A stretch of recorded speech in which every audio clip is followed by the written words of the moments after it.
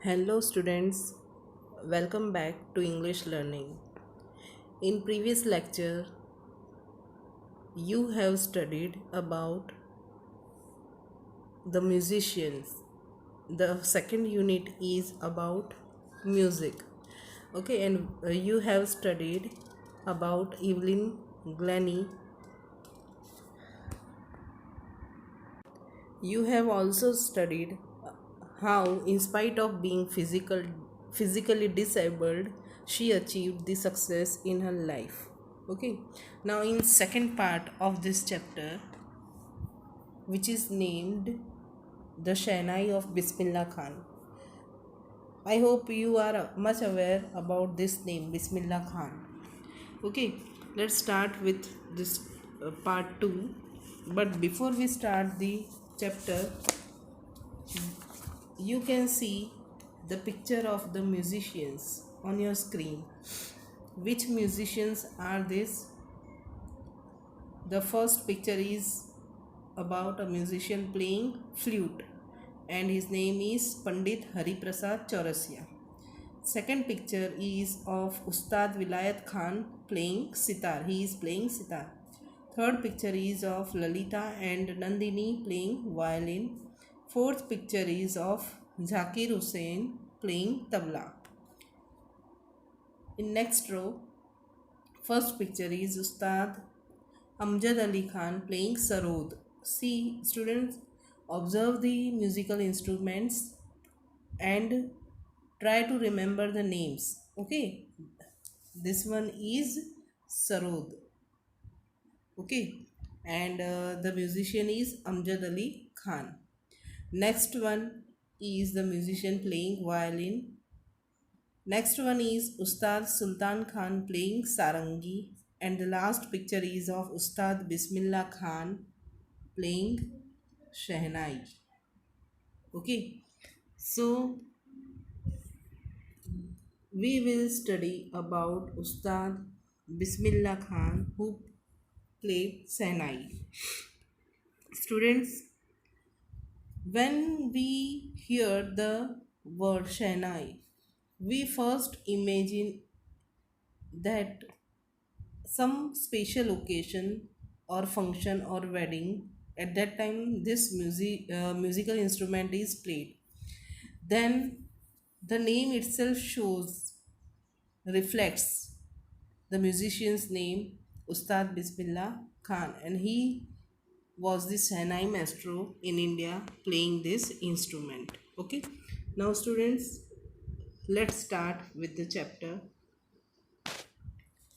Emperor Aurangzeb banned the playing of a musical instrument called pungi in the royal residence, for it had a shrill, unpleasant sound. Students, this musical instrument is historical. At the time of Aurangzeb, in his court, pungi was played. Okay, but he banned playing of this instrument pungi in his royal residence because it had a shrill, unpleasant sound. Pungi became the generic name for reeded noisemakers. Okay, pungi became the generic name. It was given a class as the instrument making noise. Okay, few had thought that it would one day be revived. Few of the people, they thought that the sound of pungi will be revived. वो वापस से आएगा. A barber of a family of professional musicians who had access to the royal palace decided to improve the tonal quality of the pungi. Now, pungi was played in the court of Aurangzeb, but because of its unpleasant sound, it was banned. But some people, they hoped that it will be revived, the sound of pungi will be revived. A barber, he was a family of professional musician who had the contacts in royal palace. He decided to improve the tonal quality of the pungi. For To improve the tonal quality of the pungi, to improve the sound of pungi, what he did? He chose a pipe with a natural hollow stem that was longer and broader than the pungi. He selected a pipe that was natural hollow stem. जो natural hollow stem होता है ना bamboo जैसा, that one. Natural hollow stem that was longer and broader than the pungi. Okay, and made seven holes on the body of the pipe, and he made 7 holes on the body of that natural hollow stem of that pipe. When he played on it, closing and opening some of these holes, soft and melodious sounds were produced. And then he tried to close and open some of the holes. When he played, a soft and melodious sound was produced. He played the instrument before royalty, and everyone was impressed. That fellow, that barber of musician's family, he played the instrument which he made out of the natural hollow stem with 7 holes on it. He played this instrument before the royalty. Before the royalty means before the courtiers, in the court of Aurangzeb, and everyone was in the court of Shah. Okay, and everyone was impressed. The instrument so different from the pungi had to be given a new name. See, in this picture you can see pungi and shehnai. See the difference.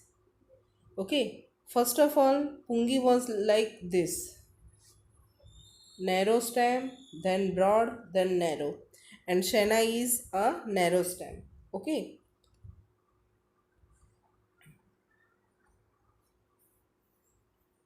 so it, it was different in look, so the pungi had to be given a new name. As the story goes, since it was first played in the Shah's chambers and was played by a nai means barber. Okay, and for giving the name, the story is going like this. It was first played in Shah's chambers, Shah's court, and it was played first by a nai. So the instrument was named the Shehnai. Okay, understood. Now see the picture of Pungi and Shehnai. The sound of the Shehnai began to be considered auspicious. Auspicious means promising to bring good fortune. Auspicious means promising to bring good fortune. यानी कि अच्छा शुभ. Okay. So the sound of Shehnai began to be considered auspicious, and for this reason it is still played in temples and in an indispensable component of any North Indian wedding.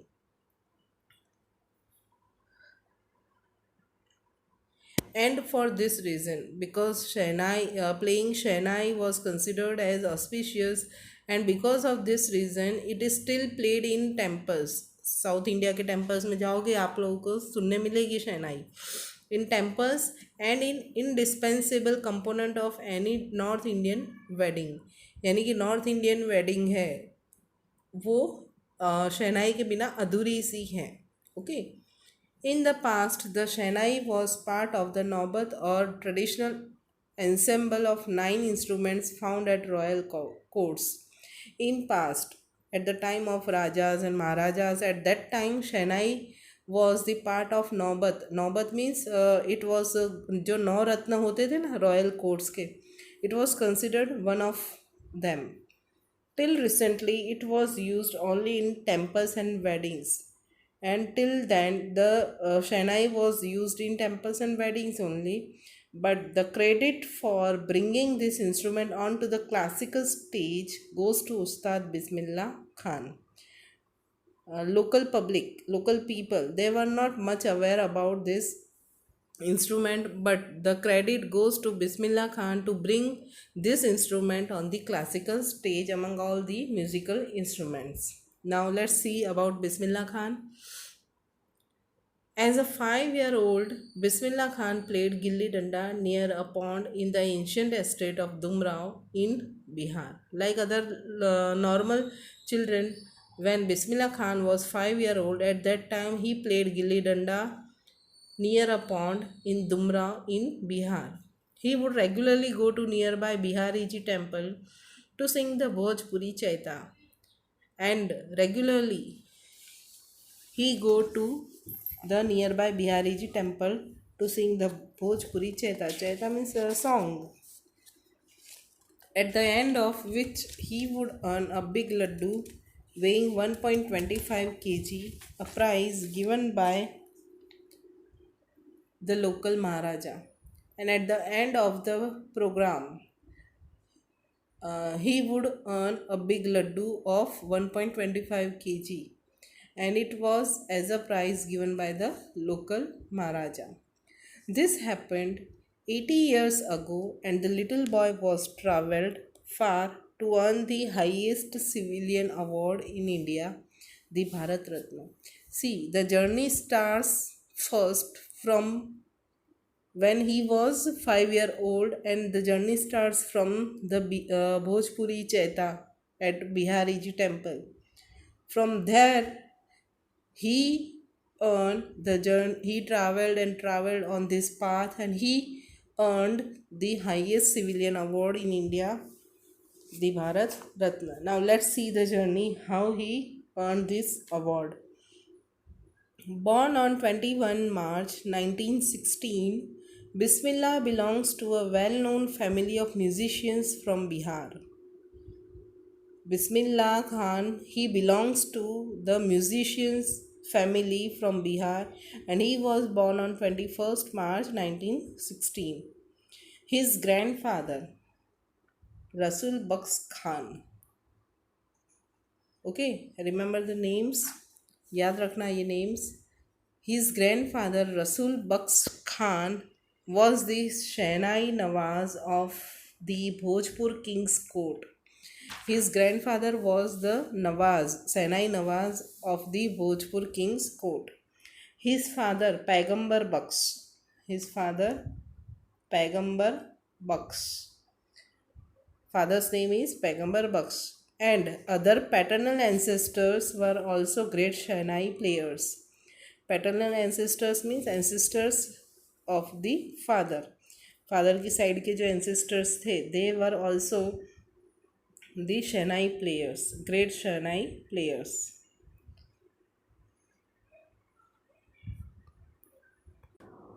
The young boy took to music early in life. He started playing music early in his life. At the age of 3, when his mother took him to his maternal uncle's house in Banaras, now it is known as Varanasi, Bismillah was fascinated watching his uncles practice the Shehnai. When he was only 3 years old, his mother took him to his maternal uncle's house in Banaras, and he observed his uncles practicing Shehnai, and he was very much fascinated. Soon Bismillah started accompanying his uncle Ali Baks. Okay, soon Bismillah started accompanying his uncle Ali Baks to the Vishnu temple of Banaras, where Baks was employed to play the Shehnai. At Vishnu temple of Banaras, Bismillah's uncle Ali Baksh was employed to play the Shehnai. Ali Baksh would play the Shehnai, and Bismillah would sit captivated for hours on long. He was sitting there captivated, means captured in the music of Shehnai for hours on end. Slowly he started getting lessons in playing the instrument and would sit practicing throughout the day. Slowly and gradually he started getting lessons in Shehnai playing and practicing throughout the day. For years to come, the temple of Balaji and Mangala Maiya and the banks of Ganga became the young apprentice's favorite haunts, where he could practice in solitude. He kept on sitting alone at the bank of river Ganga at Balaji temple and at Mangla Maya for hours and hours, for years and years. Okay, these places were his favorite haunts, favorite places to practice the Shahnai playing. The flowing waters of the Ganga inspired him to improvise and invent ragas that were earlier considered to be beyond the range of the Shahnai. See, all the musical instruments, they have their capacities. So, some of the ragas were beyond the range of the Shahnai. People thought that some of the ragas they cannot be played on Shahnai, but the flowing water of the Ganga inspired him to improve and to invent the new ragas which were beyond the range of the Shahnai. At the age of 14, Bismillah accompanied his uncle to the Allahabad Music Conference. Now he is of 14 years old and he accompanied his uncle to Allahabad Musical Conference. At the end of his recital, Ustad Fayyaz Khan patted the young boy's back and said, "Work hard and you shall make it." After the conference, Ustad Fayyaz Khan, famous musician, he patted his back, the young boy's back, means Bismillah's back, and said, "Work hard and you shall make it, you shall make your path of progress." With the opening of All India Radio in Lucknow in 1938 came Bismillah's big break. Big break means he got the great chance at the opening of All India Radio in Lucknow in the year 1938. He soon became an often heard Shehnai player on radio. And on radio, his programs were there, and he became often heard Shehnai player on radio. When India gained independence on 15th August 1947, Bismillah Khan became the first Indian to greet the nation with his Shehnai. At the time of our freedom, he got the invitation to greet the nation with his Shehnai playing. He poured his heart out into Rag Kafi. This is the name of Rag Kafi. From the Red Fort to an audience which included Pandit Jawaharlal Nehru, who later gave his famous Tryst with Destiny speech. Okay, he played Rag Kafi at Red Fort and he poured his heart to an audience, and the audience contained Pandit Jawaharlal Nehru also. Bismillah Khan has given many memorable performances both in India and abroad. Not only in India but abroad in other countries, in foreign countries also, he has given many memorable performances. His first trip abroad was to Afghanistan, where King Zahir Shah was so taken in by the maestro that he gifted him priceless Persian carpets and other souvenirs. Okay, he gave his performance. His first trip was to Afghanistan, where King Zahir Shah gave. He was very much fascinated with the music of Shehnai playing, and he gifted him priceless Persian carpets and other sovereigns, other things. Okay, the meaning of sovereign is given things given in memory of a person, place, or event. Okay. The king of Afghanistan was not the only one to be fascinated with Bismillah's music. Not only the king of Afghanistan was fascinated. Film director Vijay Bhatt was so impressed after hearing Bismillah play at a festival that he named a film after the instrument called Gunj Uthi Shehnai. Even the film director Vijay Bhatt was also so much impressed that he named his film after this instrument called Gunjuti Shehnai. The film was a hit. The film was a hit. It was super hit, and one of Bismillah Khan's composition दिल का खिलौना है टूट गया turn out to be a nationwide chartbuster. Okay, this song became very famous record breaker. Despite this huge success in the celluloid world, Bismillah Khan's ventures in film music were limited to two. He got so much huge success in this film world. Okay, filmy दुनिया में he got very much success, but the success was limited into two. Only these two films they have Bismillah Khan's performance. Vijay Bhar's Gunj Uthi Shehnai and Vikram Srinivas Kannada venture Sanadi Apanna. I just can't come to terms with the artificiality and glamour of the film world, he says with emphasis. Why the success was limited to into two things only? Because Bismillah Khan himself can't come in the terms with the artificiality. He was not believing in artificiality and glamour of the film world.